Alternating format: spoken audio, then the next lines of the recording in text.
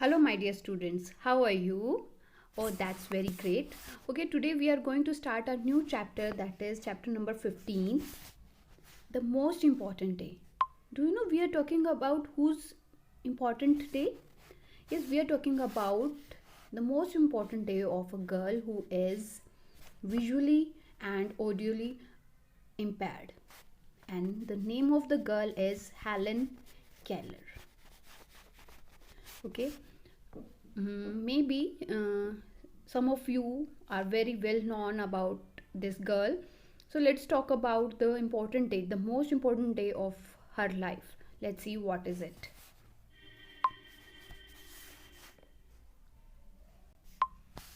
Helen Keller was audio visually impaired. ये मैंने आपको पहले ही बता दिया, ठीक है। ऑडियो विजुअली इम्पेयर्ड थी कि उसे सुनता भी नहीं था और she can not see anything, है ना, वो ब्लाइंड थी।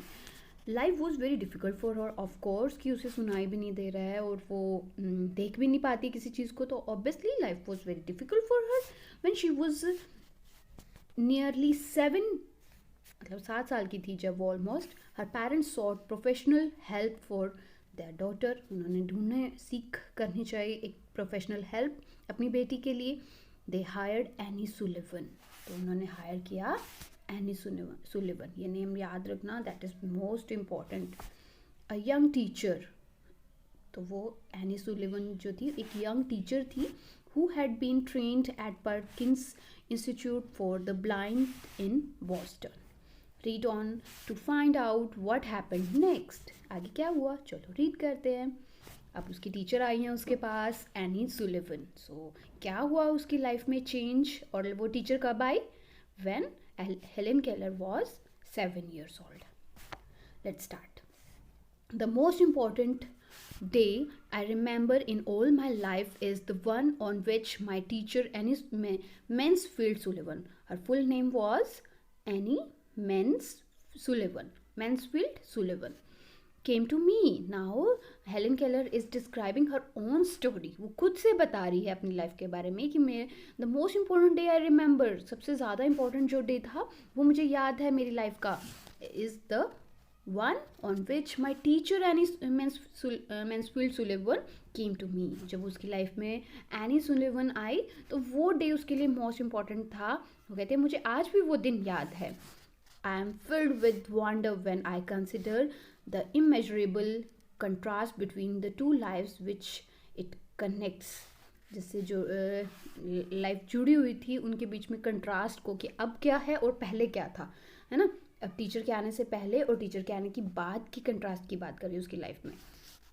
It was the 3rd on March 1887, 3 months before I was 7 years old. तो एग्जैक्टली कब आई वो? जब वो 7 years की होने वाली थी, 3 months अभी रहते थे, ठीक है। On the afternoon of that eventful day, I stood on the porch, dumb, expectant. ठीक है, वो खड़ी थी पोर्च में, डम थी, एक्सपेक्टेंट थी, मतलब डल सी वहाँ पे वो खड़ी थी आफ्टरनून में। I guessed vaguely from my mother's signs and from the hurrying to and fro in the house that something unusual was about to happen. तो वहाँ पोर्च से वो देखती है कि उसकी मदर के एक्सप्रेशन से जो मूवमेंट्स हो रही थी वहाँ पे पोर्च में, तो उससे पता चला कि घर में शायद कुछ अनयूजुअल होने वाला है। So I went to door and waited in the steps. वो वहाँ दरवाजे पे, स्टेयर्स पे, गेट के जो स्टेयर्स थी उस पर वेट करती है। The upturn face, my fingers lingered almost. तो वो वहाँ पे वेट करती है और उसकी फिंगर्स जो हैं अपटर्न फेस, मतलब कि ऊपर की ओर फेस करके देखते हुए।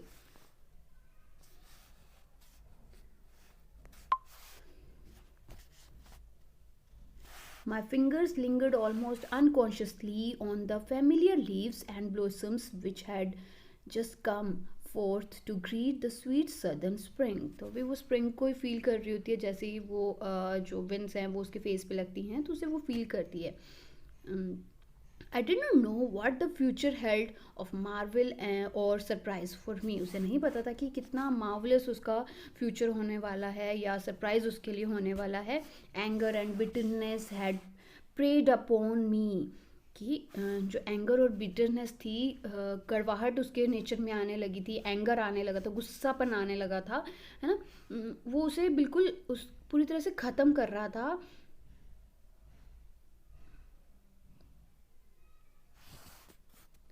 Continuously for weeks, and a deep languor had succeeded this passionate struggle. तो ये कॉन्टीन्यूसली जो वो जो अंदर उसके पैशन था उसको ख़त्म करा था. बिल्कुल वो डल होती जा रही थी क्योंकि उसे लगता था कि वो कुछ कर ही नहीं पा रही है. क्यों? क्योंकि ना तो उसे कुछ कुछ सुनता था, किसी की बात सुन पाती थी, कोई नॉइस, कोई वॉइस सुन पाती थी, ना ही वो देख पाती थी. Have you ever been at sea in a dense fog? क्या आपने कभी देखा है सी में किसी को, या फिर डेंस फॉग में?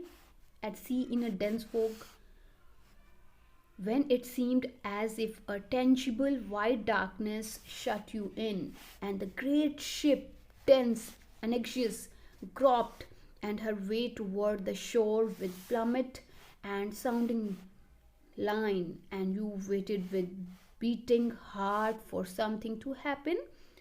मतलब क्या आपने कभी फील किया है कि डीप सी में जहाँ बहुत फोग हो और सब कुछ लाइक यहाँ पे जैसे बताया है कि कोई ग्रेट शिप जो है, या सब कुछ टेंस्ड था और अनेक्शियस ग्रॉब्ड हर वे, सब जो शोर पे उसका रास्ता कोई रोक रहा हो और आपको इस तरह से लेके जा रहा हो आगे कि जहाँ पे बहुत डीप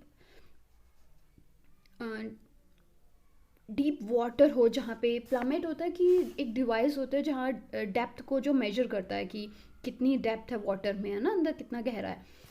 साउंडिंग लाइन, ये सब हो वहाँ पे. And you waited with beating heart for something to happen. और आप वहाँ पे इतना सब कुछ हो रहा है, आपको पता है कि आप गहराई में जा रहे हो वाटर में और ऐसी डार्कनेस में जा रहे हो जिसको आप टच कर सकते हो, आपको दिख रहा है कि सब अंधेरा ही अंधेरा है. और फिर उसके बाद आपको लग रहा है कि यस नेक्स्ट मोमेंट ही कुछ होने वाला है ना. I was like that ship before my education begin. तो तब उस टाइम पे जब टीचर उसकी आई, उसके एजुकेशन स्टार्ट करने वाली थी, तब उसको बिल्कुल तब तक वैसा ही लगता था कि वो एक शिप में है, सॉरी एक सी में है, जो जिसका जो शिप है, सी में जो शिप है, उसे सिर्फ इतना पता है कि आगे वो जा रहा है और वहाँ पे सिर्फ डीप वाटर है और डार्कनेस है और कुछ नहीं है ना, कुछ भी कभी भी हो सकता है. तो उसे उस शिप जैसा लग रहा था. Only I was without compass और साउंडिंग लाइन. वो वहाँ पे शिप में वो ऐसा शिप है जिसके पास साउंडिंग लाइन है कि साउंड तो आ रही है कहीं से, लेकिन कंपस नहीं है, डायरेक्शंस नहीं है, कहाँ जाना है, कैसे जाना है, वो शिप को नहीं पता चल रहा था, है ना. Had no way of knowing how near the harbour was. और ये भी बिल्कुल नहीं पता था कि आगे कितने दूर जाके उसे हार्बर मिलेगा या नहीं मिलेगा, है ना, जहाँ पे शिप खड़े होते हैं, एक port type. Light, give me light was the wordless cry of my soul. और उस टाइम पे एजुकेशन स्टार्ट होने से पहले उसकी हमेशा एक ही वॉइस होती थी, इनर वॉइस, कि मुझे लाइट दे दो, कोई मुझे रोशनी दे दो, कुछ दिखा दो, है ना. And the light of love shone on me in that very hour. तभी लाइट ऑफ लव उसे दिखी उसी आर में.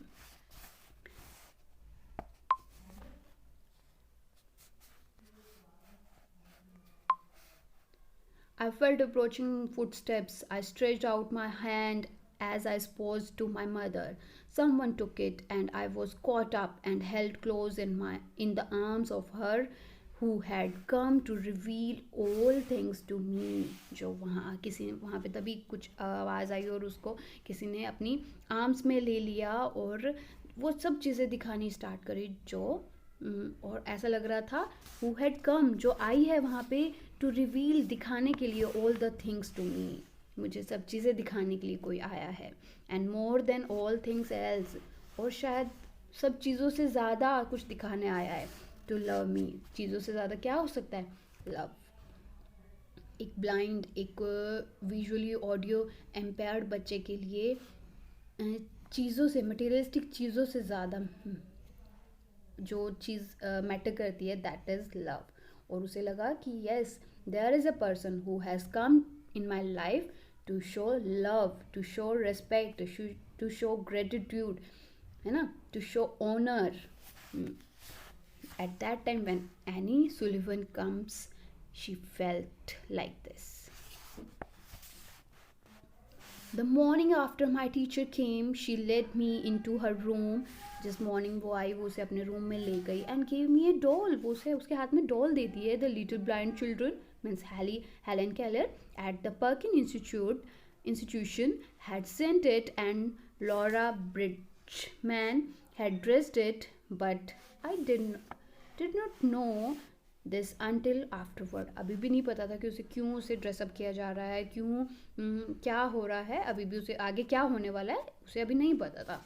When I had played with it a little while, Miss Sullivan slowly spelled into my hand the word DOLL.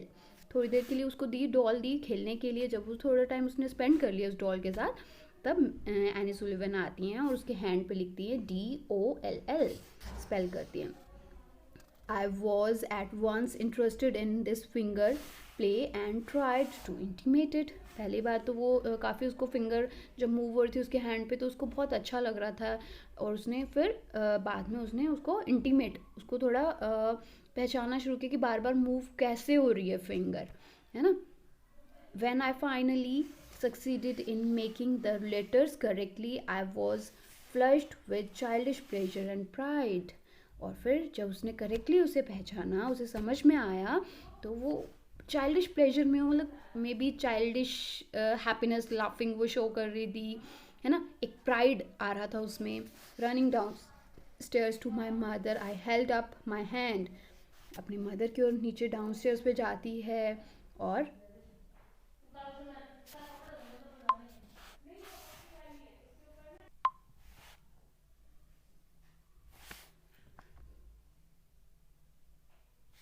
running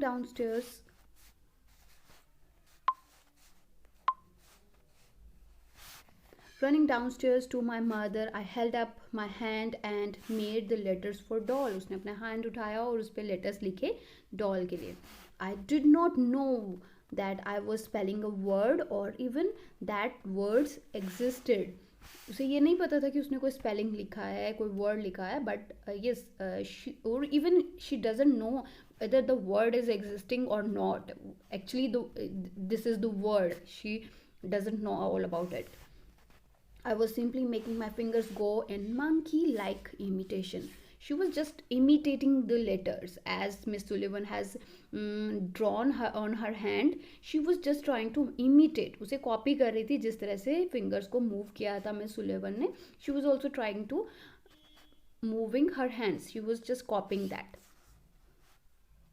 In the days that followed, I learned to spell in this incomprehending way a great many words, among them pin, hat, cup, and a few verbs like sit, stand and walk. तो इस तरह से और बहुत सारे words उसने अपने finger पे बनाने सीखे.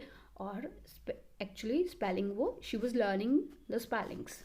But my teacher had been with me several weeks before I understood that everything has a name. और लेकिन उसके जो टीचर थी मिस सुलिवन, वो वहाँ से नहीं गई तब तक जब तक कि उसे क्लियरली अंडरस्टूड नहीं हो गया कि she is learning names and everything in the word that exist has a name.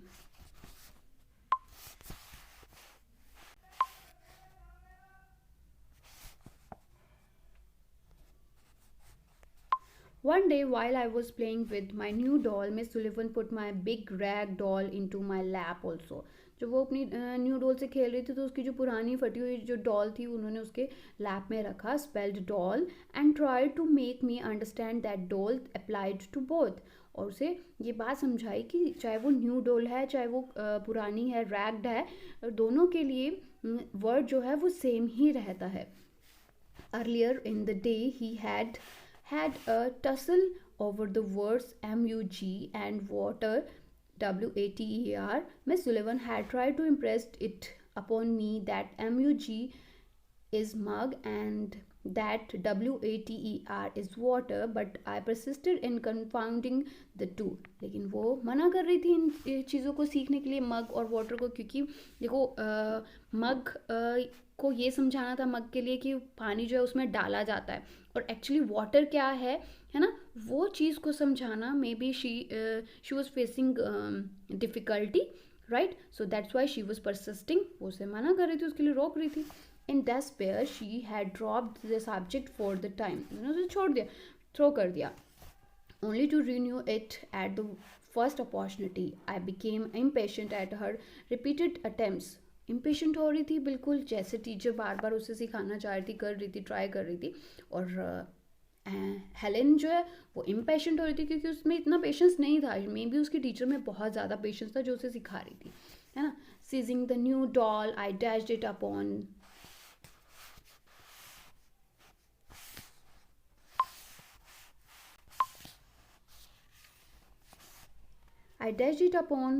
the floor. उसने फिर से उसे नीचे थ्रो कर दिया. I was keenly delighted when I felt the fragments of the broken doll at my feet. तब वो बहुत ज़्यादा खुश हुई जब उसने फील किया कि जो टुकड़े थे, ब्रोकन डॉल के जो टुकड़े थे, जब उसने अपने फीट पे फील किए. Neither sorrow nor regret followed my passionate outburst.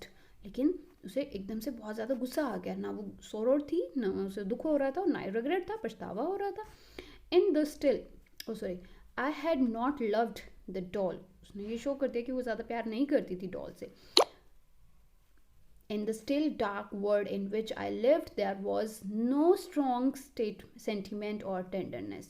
जिस वर्ल्ड में वो रहती थी, क्योंकि ज़्यादा लोग उसे लाइक नहीं करते थे, लव नहीं करते थे. क्यों? क्योंकि उसके पास वो क्वालिटीज़ नहीं थी जो एक नॉर्मल इंसान के पास होती है ना.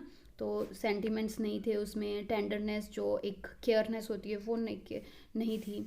I felt my teacher sweep the fragments to one side of the hearth, and I had a sense of satisfaction that the cause of my discomfort was removed.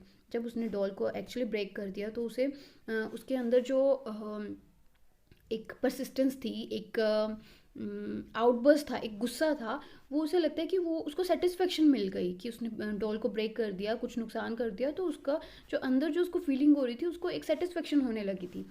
She brought me my hat and I knew I was going out into the warm sunshine. तो जब वो उसकी teacher उसके लिए अंदर से hat लेके आते तो उसे समझ में आ गया कि हैट हम तब पहनते हैं जब हम कहीं बाहर सनशाइन में जाते हैं. तो इसीलिए डेफिनेटली उसकी टीचर उसे कहीं लेके जा रही है, वो समझ चुकी थी. This thought, if a wordless sensation can be called a thought, ये सिर्फ एक थॉट था, made me hope, जंप करने लगी कि मुझे कुछ समझ में आने लगा है. एंड स्किप द प्लेजर, और खूब खुश हुई, शो किया उसने प्लेजर को.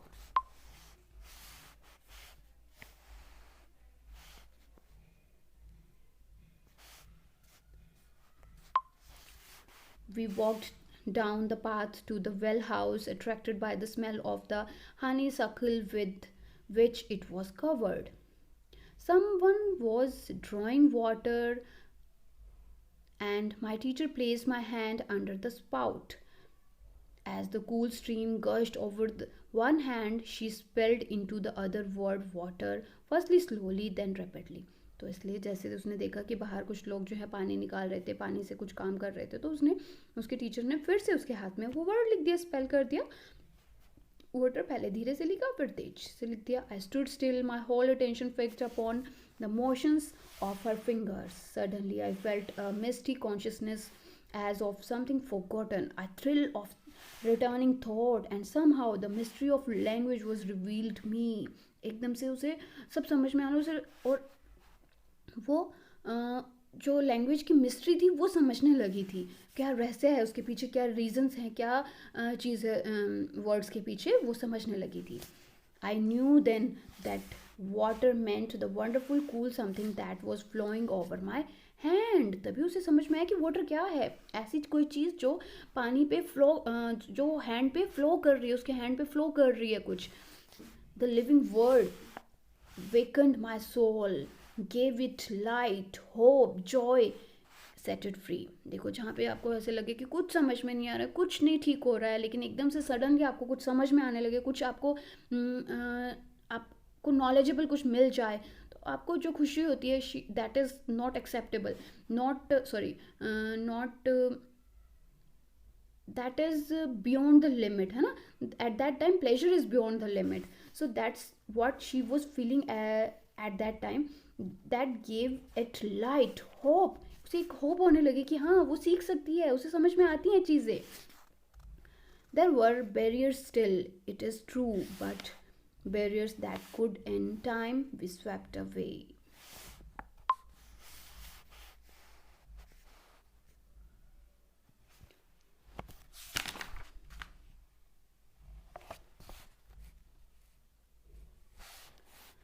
I left the well house eager to learn. फिर उसने जो वेल हाउस को छोड़ा, क्यों? Because she was at that time she was eager to learn, वो सीखना चाहती थी बहुत ज़्यादा. एवरीथिंग हैड अ नेम, वो जान चुकी थी कि हर एक चीज़ इस दुनिया में जो भी है उसका एक नेम है. Each name gave birth to a new thought, और हर एक नाम एक नया थॉट देता है. वर्ड क्या है exactly? That is a thought for her. As we returned to the house, every object which I touched seemed to quiver with life. तो उसे समझ में आने लगा कि जो भी कोई चीज़ है जिसको वो टच करती है, वो इस दुनिया में उसमें लाइफ है, उससे कुछ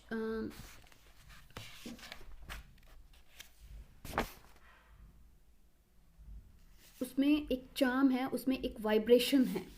That was because I saw everything with the strange new sight that had come to me. तो अब वो नए नज़रिए से, नए तरीके से देखने लगी थी चीज़ों को, जो भी उसके सामने आती थी, उसके कॉन्टेक्स्ट में आती थी. On entering the door I remember the doll I had broken. तभी उसे जब जैसे ही वो दरवाजे में एंटर कर रही थी तो उसे याद आती है वो वाली डॉल जो उसने ब्रेक कर दी थी. I felt my way to the hearth and picked up the pieces. तो वापस वो वहाँ पे हर्ट पे, मीन्स जो फायर प्लेस का जो जगह है वहाँ पे जाती है, और वहाँ से पीसेस, जो डॉल के पीसेस थे, उनको कलेक्ट करती है. I tried vainly to put them together. मतलब वेनली मतलब बेकार में ही, है ना, वो उसे जोड़ने की कोशिश कर रही थी. Then my eyes filled with tears, for I realize that what I had done, and for the first time I felt repentance and sorrow. ये तब उसे फील हुआ कि उसने क्या कर दिया, और जो उसे रोने लगती है, और पहली बार उसे पछतावा फील होता है, दुख फील होता है. I learned a great many new words that day. तब उसने बहुत सारी चीज़ें उस दिन नए वर्ड सीखे. I do not remember what they all were. उसे ये एग्जैक्टली याद नहीं है कि वो क्या था, क्योंकि अब ये बाद में स्टोरी बता रही है. But I do know that mother, father, sister, teacher were among them. लेकिन उन सब में जो उसने चीज़ें सीखी थी, जो वर्ड सीखे थे, ये वर्ड्स ये उनमें थे. Words that were to make the world blossom for me. जो ऐसे वर्ड्स उसने सीखे उस दिन, जो उसके वर्ल्ड में, उसके संसार में, उसके जीवन में ब्लॉसम थे, उसके लाइफ को और खुशहाल बनाने के लिए थे. Like irons rod with flowers. क्या लिखते हैं? It would have been difficult to find a happier child. ये बहुत मुश्किल होता है किसी बच्चे को, हैप्पियर बच्चे को पाना. Then I was as I lay in my crib at the close of that eventful day. तो जब वो उस टाइम पे अपने झूले में, अपने क्रिब में लेटी हुई थी, at the close of the wonderful eventful day, and lived over the joys it had brought me. तभी उसे लगता है कि वो अचानक से ऐसे लेटी हुई थी, कोई कुछ काम नहीं करती, उसकी लाइफ कुछ नहीं थी.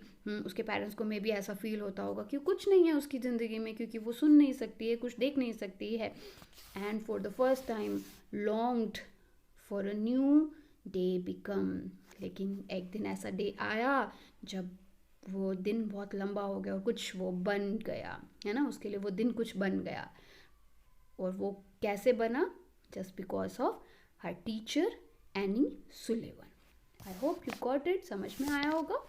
ठीक है, तो क्या लेसन मिलता है इस स्टोरी से? Teachers can play a vital role in your life, है ना। हैव पेशेंस, टीचर्स में अगर पेशेंस है then you should have patience if you want to learn something.